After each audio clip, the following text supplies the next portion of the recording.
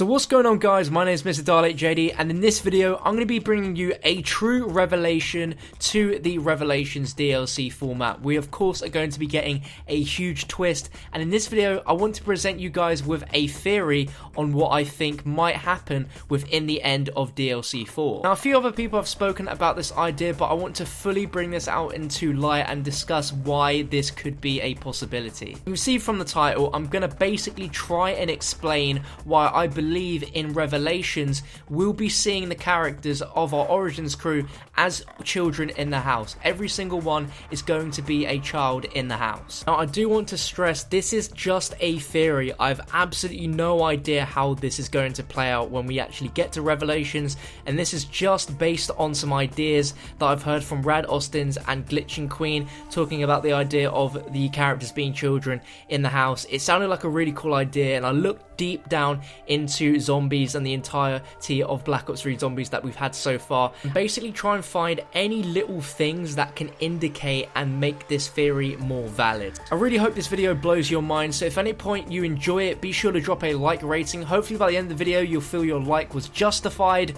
and if you have any ideas and agreements with what I say or disagreements, let me know in the comments. But our first point of call to suggest that this could be a reality is by looking at the end of the Easter egg in Gorod Krovi. We get a message from Dr. Monty, and he basically explains that Richtofen is already in the house. He's been there for ages. How exactly could this make any sense? Because Richtofen has obviously been with us this entire time. Well, if we go all the way back to the Origins end cutscene, there are two children present in that end cutscene. We have Samantha and we have Eddie, and now we can assume that if he's been in the house for ages, Monty is actually referencing the child version of Richtofen. Now, that could explain why Richtofen's soul was not sent up in the summoning key, because he never collected it in the first place, because his soul already has been taken and is there in the house as Eddie, the child version of Richtofen. In the giant cutscene, we see him kill himself, of course, and he's kneel over the body like as if he's collecting the soul,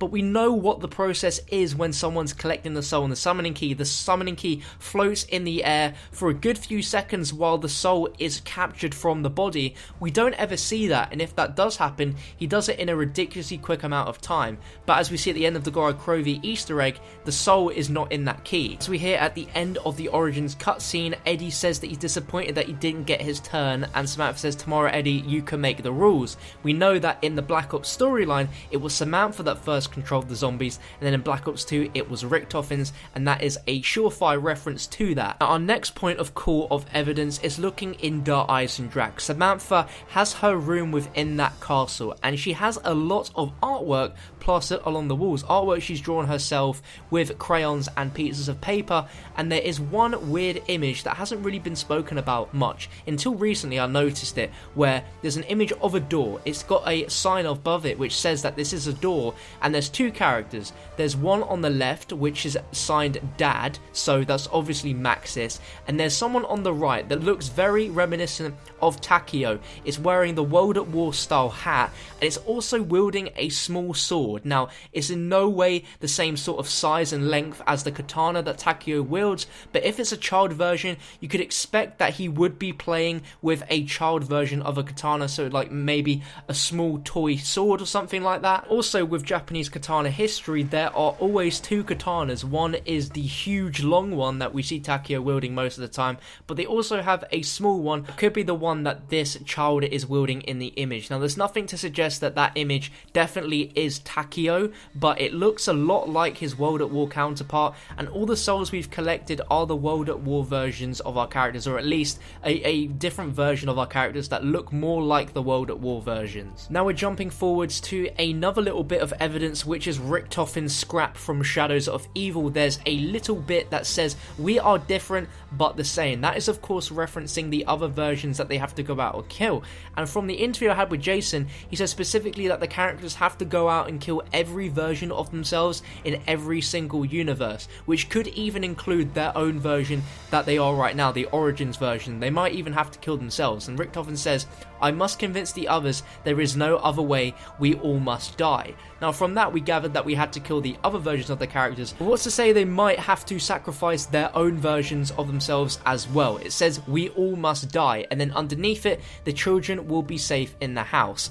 What if that's the reason why they have the blood vials, so that if they have to die, they do have a sample of their blood, and in whatever fashion that is possible within the zombies universe, that could be used to create another version of themselves so that they can still live. But another way to look at it is that if they are children in the house, then that means the souls of them are literally becoming children, and if the 2.0 versions die, they will be sort of reborn again as children within the house. And it does say underneath, the children will be safe in the house. Some more evidence to back up that we are different but the same in that the actual versions of themselves will have to die is the quote from Gorad Krovi of Dr. Monty, where he mentions a mirror and that you can shatter it into a bazillion different pieces and you'll see multiple versions of yourself, but at the end of the day, it's still you. Even if there are some slight differences, they are still the same version of themselves. And the final piece of evidence I'm going to be using is the memory trailers that we've been getting, specifically looking first at Dempsey's. If we look at the transcript of what this trailer says, it says, "None of us know how this is going to play out, but we know it is the only way forward.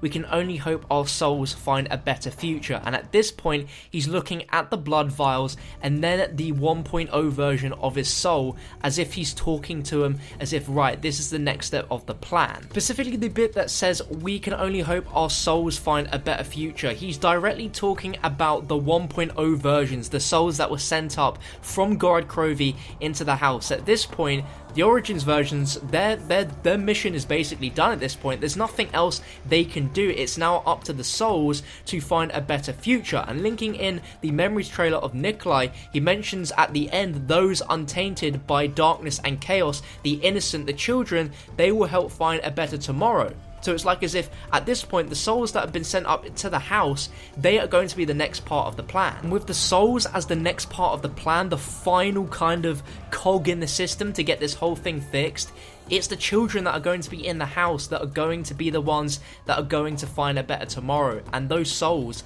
could definitely be represented as children. So we don't only have just Eddie and Samantha as children in the house, but we'll have Takeo, Dempsey, and Nikolai from the souls from the summoning key. Another thing to back up the idea that the Origins characters may actually be at an end here and their work is done is Dr. Monty talking specifically to Dempsey, saying that he's always been a good soldier. Like, you're a good soldier, you always have been, you've always followed orders. Sounds like at this point your work is done, you don't need to listen to any more orders, you're done. And if those souls are represented as children within the house, then that means they will live on even though they have actually sacrificed themselves. They're going to live on as children and just live a life without any of the memories they've had previously. They're going to basically be reborn, incarnated as completely different versions of themselves that will have no recollection of what's happened, and the universe will be completely fine. But that, my friends, is just a theory.